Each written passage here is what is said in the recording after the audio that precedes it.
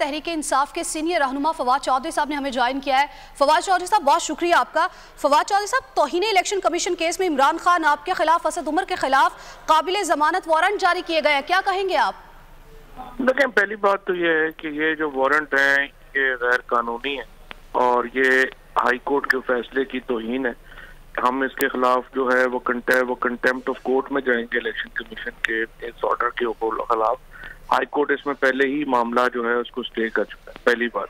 दूसरी बात यह है कि इलेक्शन कमीशन ने इसमें भी मिसकंडक्ट किया है कि तारीख 17 तारीख की थी और उसको इन्होंने रातों रात ये तारीख बदल के आज की करके तो ये इन्होंने बेलेबल वारंट जारी कर दिए है।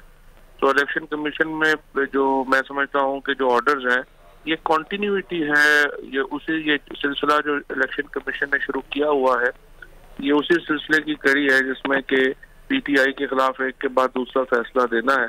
इन वारंट्स की कोई कानूनी हैसियत नहीं है और इनको अदालत में चल सकता। ठीक है, किस कानून के तहत फवाद साहब आप लोग अदालत जाएंगे या किस आर्टिकल के तहत?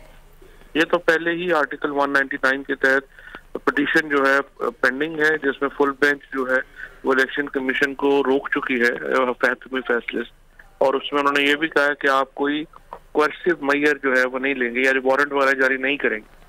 तो हाई कोर्ट के फैसले की खिलाफ वर्जी है तो आर्टिकल 204 के तहत हम कंटेम्प्ट में जाए।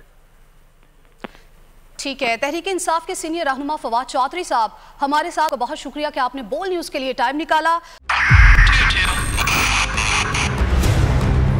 2022 बहुत सारे तोहफे भी देखे गया पाकिस्तान की आवाम को। पाकिस्तान की आवाम को एक तोहफा ये दिया कि आवाम को पता चल गया कि पाकिस्तान का मीडिया क्या है। साल 2022 में सबसे ज्यादा देखे जाने वाला चैनल बोल न्यूज रहा नंबर 1। हमने बहुत सारे शोज और ट्रांसमिशंस की, पूरा साल मुसलसल जदोजहद में निकल गया कि ये वोट ऑफ कॉन्फिडेंस के पीछे कौन लोग थे।